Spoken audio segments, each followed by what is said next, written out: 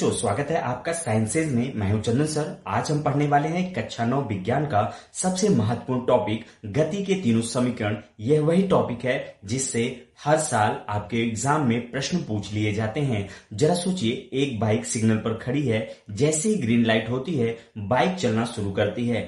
अब अगर मैं आपसे पूछूं 5 सेकंड बाद उसकी गति कितनी होगी, उसने कितनी दूरी तय की होगी, और अगर समय ना दिया हो तब गति कैसे निकालेंगे, इन सभी सवालों का जवाब सिर्फ 3 सूत्रों में छिपा है, जिन्हें हम बच्चों गति के तीनों समीकरण कहते हैं। आज की इस क्लास में हम इन तीनों समीकरणों को बिल्कुल आसान भाषा में चित्रों और उदाहरणों के साथ समझेंगे। इस वीडियो के बाद आपको कोई भी न्यूमेरिकल कठिन नहीं लगेगा, इसलिए वीडियो को अंत तक जरूर देखिए। अगर अभी तक आपने चैनल को सब्सक्राइब नहीं किया है तो चैनल को जरूर सब्सक्राइब करें।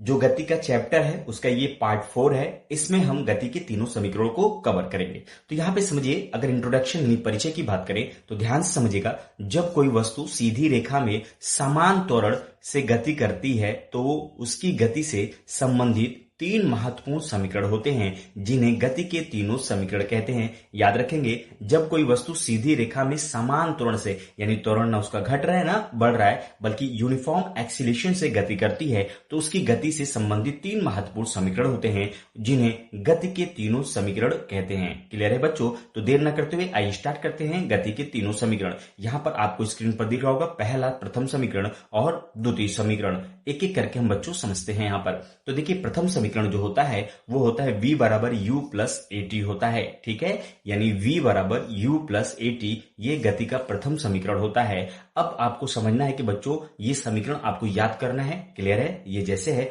वैसे ही आपको क्या करना है, याद करना है। अब आपको ये समझना है कि इस समीकरण का उपयोग कब करेंगे। क्लियर है? तो याद रखेंगे, जब प्रारंभिक वेग u दिया हो, त्वरण a दिया हो और समय t दिया हो और अंतिम वेग निकालना हो। क्लियर है?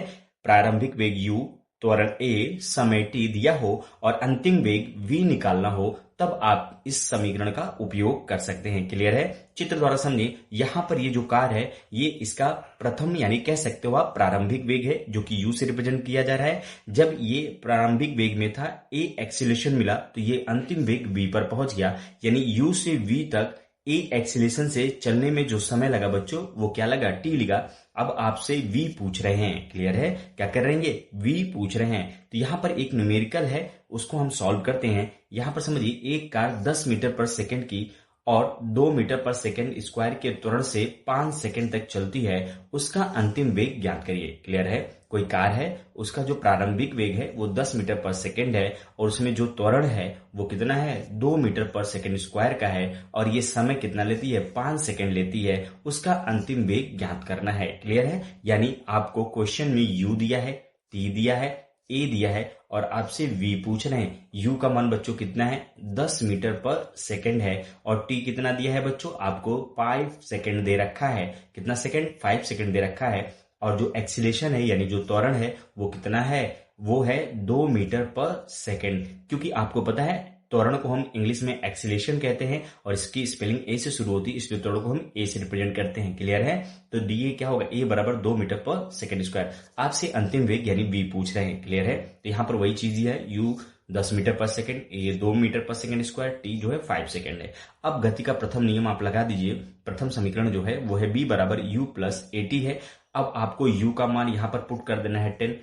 फॉर्मूले में प्लस है, प्लस को रहने दीजिए। a जो है वो कितना है, 2 है, और t कितना है, 5 है। तो यहाँ 2 से 5 में मल्टीप्लाई करेंगे, यानी 2 का गुणा आप 5 में करेंगे। क्लियर है? तो ये 10 ऐसे ही उतर जाएगा, ये प्लस साइन यहाँ पर आ जाएगा, और ये जब 2 का गुणा 5 में करेंगे तो कितना होगा, 10 होगा। यानी जब ये देखिए 10 प्लस 10 कितना हो जाएगा बच्चों, आपको सिंपल याद होगा, ये कितना होगा, 20 मीटर पर सेकंड हो जाएगा। यानी अंतिम वेग जो निकल कर आती है वो 20 मीटर पर सेकंड आएगी। क्लियर है?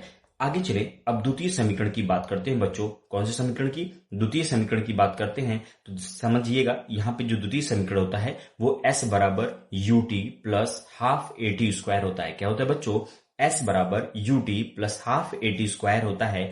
ध्यान रखेंगे, इसका उपयोग आपको कब करना है, जब प्रारंभिक वेग u दिया हो, त्वरण ए दिया हो और समय टी दिया हो और आपसे क्या पूछा हो, विस्थापन पूछा हो। क्लियर है। पहले समीकरण में v बराबर u प्लस ए टी दिया था, यानी आपको जब प्रारंभिक वेग दिया हो, त्वरण दिया हो और समय दिया हो और अंतिम वेग पूछना था तो आप प्रथम समीकरण इस्तेमाल कर रहे थे। जबकि यहाँ पर u दिया हो, क्या है, त्वरण a दिया हो और समय क्या दिया हो, t दिया हो और आपसे विस्थापन पूछे। S जो होता है वो डिस्प्लेसमेंट यानी विस्थापन को रिप्रेजेंट करता है। अगर बच्चों आपसे विस्थापन पूछ रहा है, क्लियर है, फिर से समझिए, प्रारंभिक वेग u दिया हो, क्लियर है, त्वरण a दिया हो, समय क्या दिया हो, t दिया हो और विस्थापन आपको s निकालना हो, तब आप गति का द्वितीय समीकरण इस्तेमाल करेंगे, s बराबर ut plus half A T square. Clear है। या देखिए यस बराबर U T plus half A T square. यहां पर देखिए ये जो कार है इसका प्रारंभिक वेग यू है, जब इसमें एक्सीलरेशन क्या हुआ, ए उत्पन्न हुआ, तो ये कहां वी यानी अंतिम वेग, प्रारंभिक क्या था, ये प्रारंभिक वेग और ये वी जो है वो अंतिम वेग, यहां पहुंच गए। अब यू से वी पहुंचने में कितना डिस्प्लेसमेंट हो, दूरी तय किया, उसके बारे में ये पूछ रहे हैं। यानी कार यहां से चल के यहां तक आई, कितनी दूरी हुई, कितना विस्थापन हुआ, उसके बारे में डिस्कस कर रहे हैं। तो द्वितीय समीकरण को बच्चों एक उदाहरण के थ्रू हम समझते हैं, तो ध्यान समझिएगा।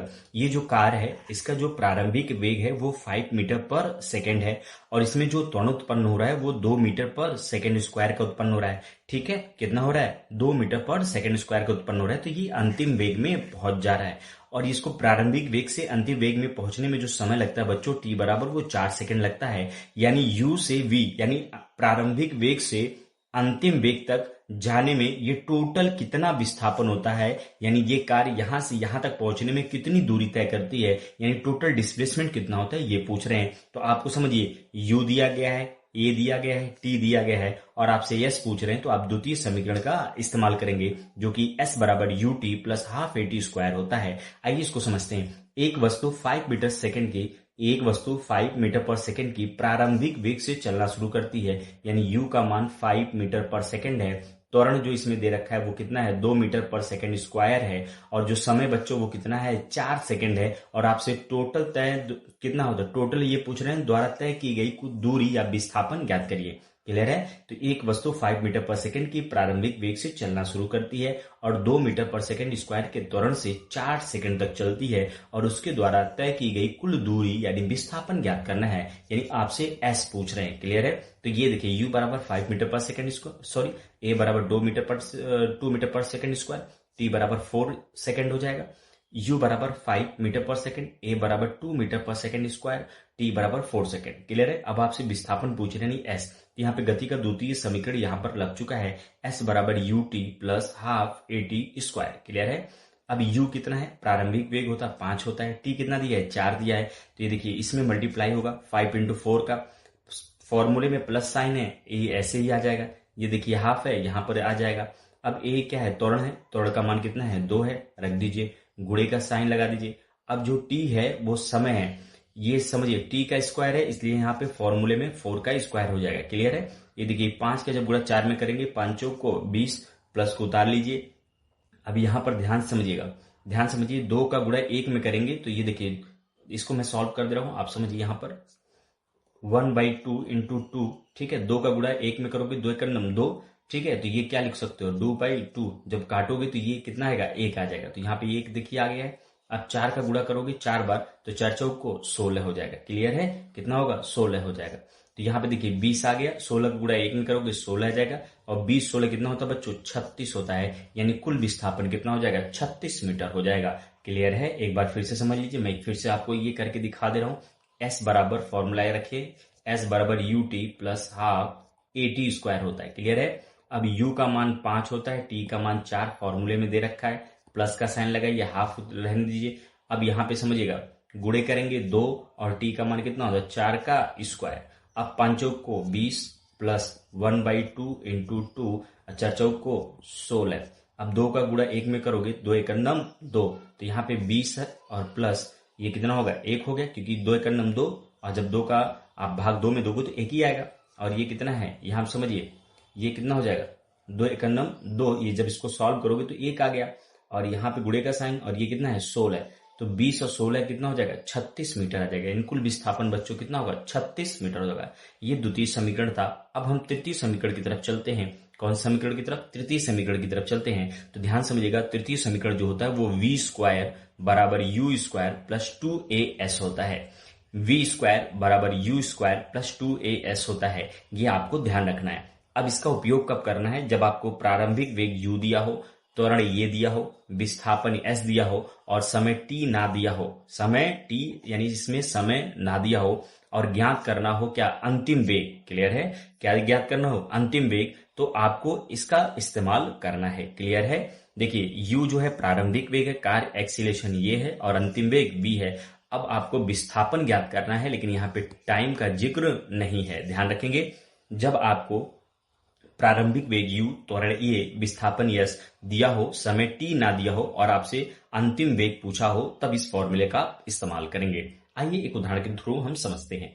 एक वस्तु बच्चों विरामावस्था में है। विरामावस्था का मतलब u 0 होगा। जब भी क्वेश्चन में विरामावस्था होगा तो मतलब प्रारंभिक वेग अभी स्टार्ट नहीं हुआ, उसके प्रारंभिक वेग से जस्ट पहले वाला, अभी जैसे रुका हुआ है। तो जब प्रारंभिक वेग नहीं है तो u क्या हो जाएगा? 0 हो जाएगा। ये कह रहे हैं कि एक वस्तु विरामावस्था से 5 मीटर पर सेकंड स्क्वायर के त्वरण से, यानी ए का मान कितना है? 5 मीटर पर सेकंड स्क्वायर त्वरण से 20 मीटर की दूरी तय करती है, यानी s बराबर 20 मीटर। क्लियर है? उसका अंतिम वेग क्या होगा? यानी आपसे ये v पूछ रहे हैं। क्लियर है? तो यहां पर देखिए, u 0 है, ये 5 मीटर पर सेकंड स्क्वायर है, s कितना है? 20 मीटर है। तो यहाँ पे फॉर्मूला क्या है? v स्क्वायर बराबर u square plus 2as। Clear है? देखिए, v स्क्वायर यानी हमको v निकालना है, यानी अंतिम वेग निकालना है। देखिए, u जो यहाँ पे है वो 0 है। अगर 0 का स्क्वायर करोगे तो ये 0 ही होगा। तो यहाँ पे टोटल देखो 0 का स्क्वायर हो गया प्लस ये टोटल वैल्यू 0 हो जाएगी। इसका मान यही खत्म कर दीजिए। अब आपको सिर्फ इतना लेके चलना है। ये देखिए, 2 का गुणा में 5 में करेंगे कितना होगा? 2 पच्चे 10, 10 का गुणा 20 में करेंगे कितना आ जाएगा? 200 आ जाएगा। तो v स्क्वायर बराबर कितना आएगा? 200 आ जाएगा। मैं यहाँ पे इसके आगे का सॉल्व करके दिखा दे रहा हूँ। ये v स्क्वायर बराबर बच्चों कितना आएगा? ये आएगा 200 आ जाएगा। क्लियर है? आपको पता होना चाहिए, जब इधर बराबर के इधर जब स्क्वायर रहता है तो इसको हटाते हैं तो बराबर उधर क्या लग जाता है? करड़ी लग जाता है। तो स्क्वायर मैंने यहाँ पर हटाया तो इधर अंडर रूट यानी करड़ी लग जाएगा। ये चीज समझ में आया? तो ये देखिए, v बराबर ये क्या होता है? करड़ी में 200 हो जाता है। ठीक है?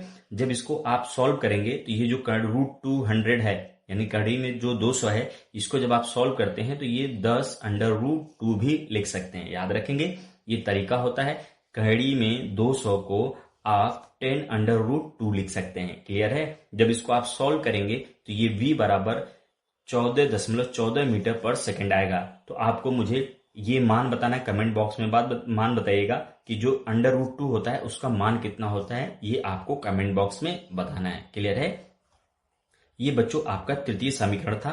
तो आज हमने प्रथम समीकरण, द्वितीय समीकरण और देख सकते हैं प्रथम समीकरण, ठीक है, द्वितीय समीकरण और तृतीय समीकरण को कवर किया। इतनी बातें आई होप आपको समझ में आ गई होंगी। अब कुछ यहाँ पे महत्वपूर्ण बातों को भी बच्चों हम डिस्कस कर लेते हैं। जैसे याद रखना है कि ये तीनों समीकरण केवल सीधी रेखा में समान त्वरण, यानी जिनका त्वरण एक समान हो उस स्थिति में मान्य होगा। अगर त्वरण चेंज हो रहा है तो ये तीनों फॉर्मूले नहीं लगेंगे। ठीक है? जो यहाँ पे u और v है उसका जो इकाई होगी मीटर पर सेकंड होगा, क्योंकि ये दोनों वेग हैं। ये क्या है? त्वरण है। त्वरण का जो मात्रक होता है वो मीटर पर सेकंड स्क्वायर होता है। t क्या है? समय का मात्रक s यानी क्या होता है? सेकंड। यहाँ पे s क्या है? विस्थापन है। विस्थापन का जो मात्रक होता है बच्चों वो मीटर होता है। क्लियर है? एक और पॉइंट याद रखेंगे, यदि समय दिया हो तो 1 या 2 समीकरण का प्रयोग करना है। यदि समय ना दिया हो तो आप 3 समीकरण का प्रयोग करेंगे। ये आपको समझना है। आपके जो बोर्ड एग्जाम में, यानी जो आपके एनुअल एग्जाम होते हैं, उनमें जो प्रश्न पूछे जाते हैं उनको भी बच्चों हम डिस्कस कर लेते हैं। पहला, गति के तीनों समीकरण के फॉर्म में पूछा जाता है, या फिर प्रथम समीकरण का उपयोग करके अंतिम वेग ज्ञात कीजिए, या फिर द्वितीय समीकरण का उपयोग करके विस्थापन ज्ञात कीजिए, या फिर तृतीय समीकरण का उपयोग कब किया जाता है?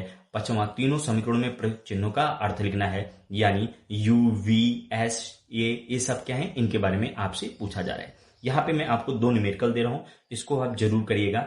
एक वस्तु 8 मीटर पर सेकंड की प्रारंभिक वेग से 3 मीटर पर सेकंड स्क्वायर के त्वरण से 6 सेकंड तक चलती है, तो यानी v आपसे अंतिम वेग पूछ रहे हैं और विस्थापन पूछ रहे हैं। ठीक है? वहीं दूसरा जो प्रश्न है वो कह रहे हैं कि एक वस्तु 2 मीटर पर सेकंड की प्रारंभिक वेग से चलना शुरू करती है और 10 सेकंड में 50 मीटर की दूरी तय करती है, उसका त्वरण ज्ञात कीजिए। थोड़ा सा हट के प्रश्न है, इसको आप ट्राई करें, आई होप आपसे हो जाएगा। मिलते हैं बच्चों नेक्स्ट वीडियो में इसी के नेक्स्ट टॉपिक के साथ। तब तक के लिए धन्यवाद। वीडियो आपको अच्छी लगी तो कमेंट बॉक्स में एक प्यारा सा कमेंट जरूर छोड़ दीजिएगा।